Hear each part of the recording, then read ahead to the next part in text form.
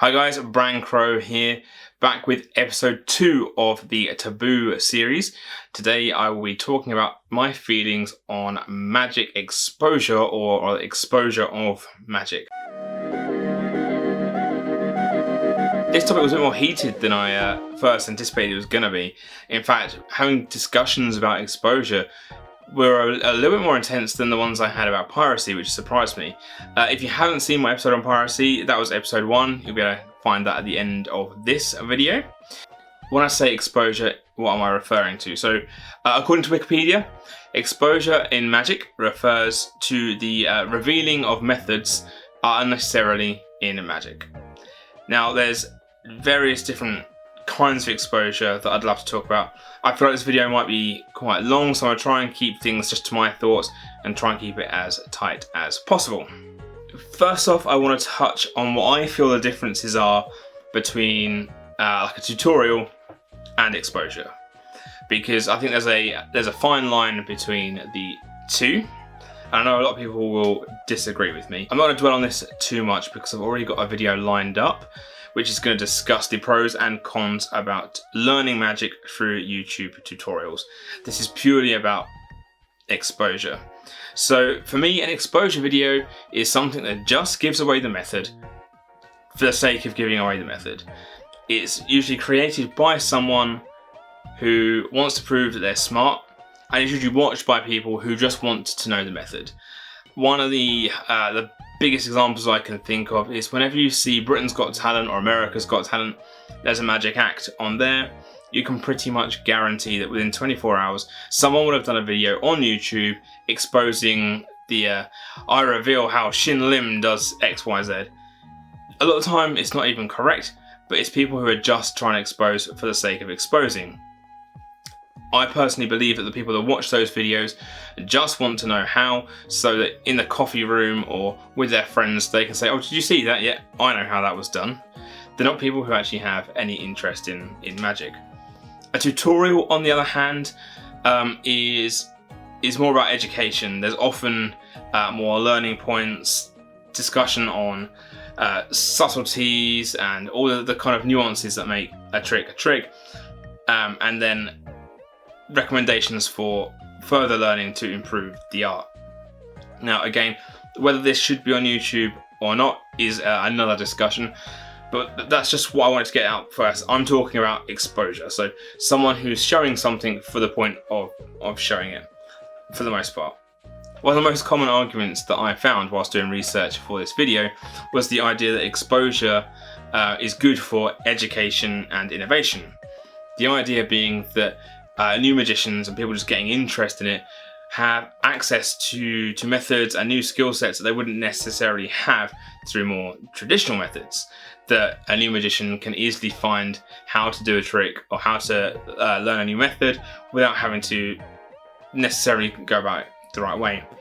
And at the same time with the innovation, because methods are being leaked and exposed, people who have been in the industry for longer have to come up with new methods and create new ideas in order to get past that exposure.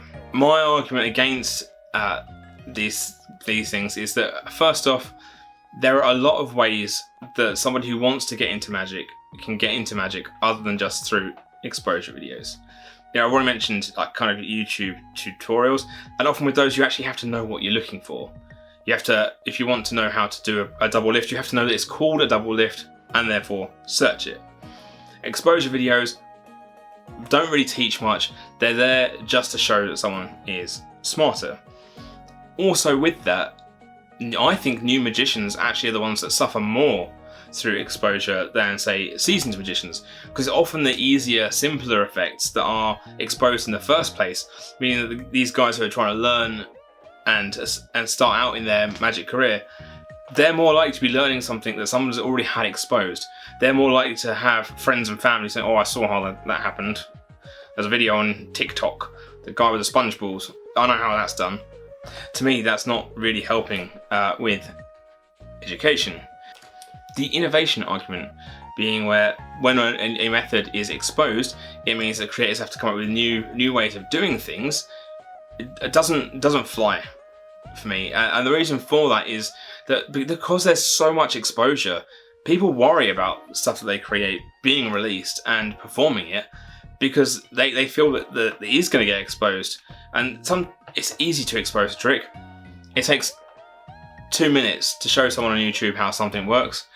It can take a lifetime to come up with a new creation, just for somebody else to come along and spoil it for everybody else.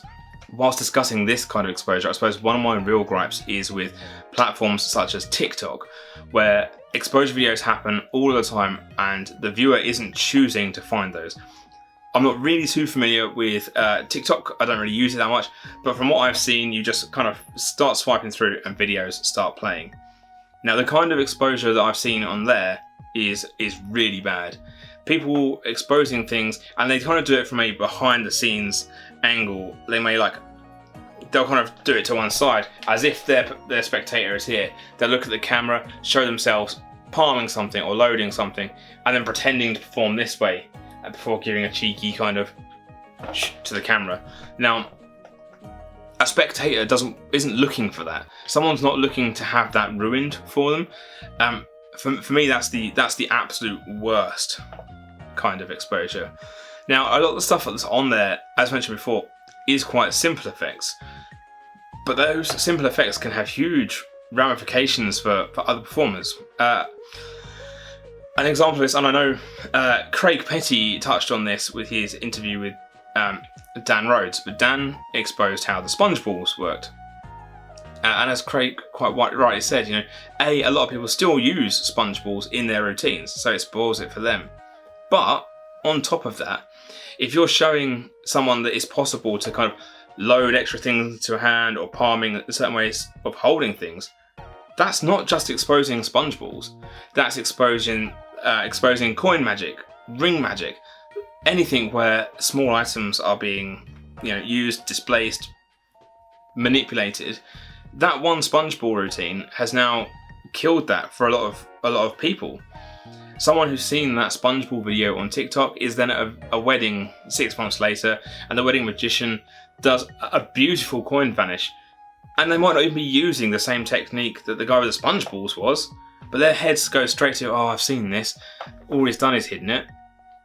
Now, I don't think the spectators really think that magic is real, but by giving them access to this behind the curtain view without them asking for it, just ruins it for a lot of people. So the last kind of exposure that I want to talk about is exposure during performance. Now, I'm going to use a very particular example of this. I've debated this quite a lot with a really good friend of mine, Aaron, and he's given me permission to name him and talk about the exposure that he uses. In Aaron's show, he exposes a few things. Now, Aaron's thinking is that exposing something for a minor effect can then make the major effect so much better. And he's explained it as this. And I've seen his show, and I think it's great. I think it's absolutely brilliant. Spectators love it. I personally just don't like the fact that there's exposure in it, but I think we've already got what my view on this is. In this particular routine, he exposes the one-way force deck. He has a routine where a selection is predicted. And he gets the spectator to pick a card, they pick the card, and the prediction is there because it was a one-way force deck. He then shows the audience that, he was just using a one-way force deck the whole time. It's very tongue-in-cheek, it gets a good laugh. He then moves on to do a second prediction where the spectator predicts something. To them it's the same effect, but he then uses, I think, stack work and some amazing sleight of hand to pull off a similar effect, proving to them that he's got a full deck of cards, not just the same again. Aaron's thoughts are that he's shown that you can do this with all the cards the same, but then you can do something even more impossible with a deck of cards where they're all different. Now, some people will agree that that's an okay use of exposure. Some people may agree that that's an absolutely fine use of exposure. Personally, for me, anytime where we're showing spectators the tools of our trade without them asking and maybe not wanting to know, we put these ideas in their head that they will then save for later. If someone's seen this trick, now they know that there's a whole deck of cards that's all the same card. Now, I'm not naive. I know that spectators know these things exist. It's one of the reasons that people overprove when they fan out their cards and say, look, just to prove they're all different, We do that because we know that spectators think, oh, maybe they're all the same. But now Aaron has just showed that that can be the case. And now I'm thinking, the same person sees this trick a few weeks later, again, at a wedding, at a show, a conference, whatever. The mission does an A-can or an ambitious card. And in their head, they're going, oh, I know how this is done. It's just the same card over and over again. Even if that's not the method the guy used, or the girl used, it's giving them an idea and it's giving them a method in their heads. And personally, I don't think we should be doing that. I don't think we should be exposing things just for the sake of exposure. Someone else who does this quite a lot is Penn and Teller, and I've had this argument with others who have said, well, you don't like it when I do it, what about Penn and Teller? I'm not a huge fan of them exposing things either. I have two caveats to that. The first being Teller's cigarette routine. Most magicians will know the really famous routine that Teller does with the cigarette that vanishes, appears, vanishes, reappears. And they do it to a piece of music, and they describe the moves that Teller is pulling off as he's doing them. For me, that's not exposure.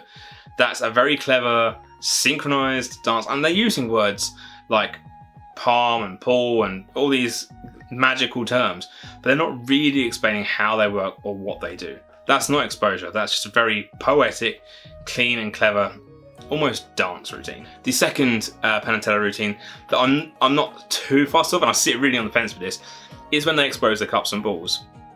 And that's for one main reason being that their way of doing it takes two people. Everything they do is so fast that it's hard to keep track of. And even when you're watching it, you can see what they're doing, you find it clever, but you don't actually really get too much of a glimpse of how they're doing it and the overall effect. I don't know anyone else who does a two-player cups and balls. I've never seen, to my knowledge, anyone else do cups and balls in tandem before.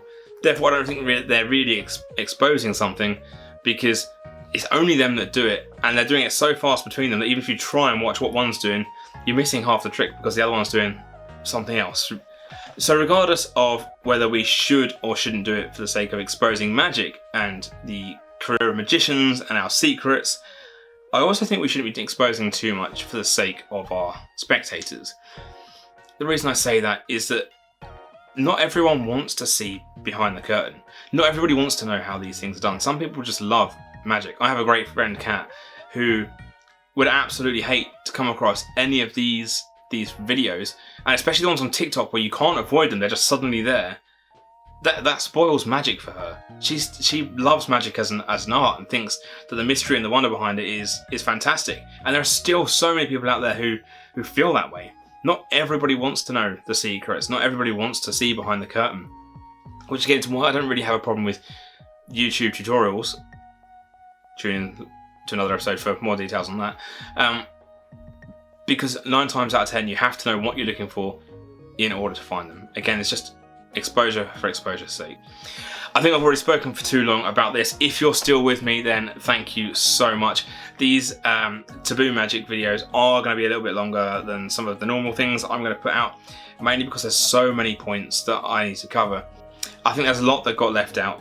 If there's anything you want to say about exposure, please comment below, and maybe in a few weeks' time I can go through the comments, and if there's anything that we've missed or I think needs further discussion, I can go ahead and do that. Don't forget to like, subscribe, press that little dinger so the next time I release a video you get notified. There are a few more of these videos to come in the Taboos of Magic series.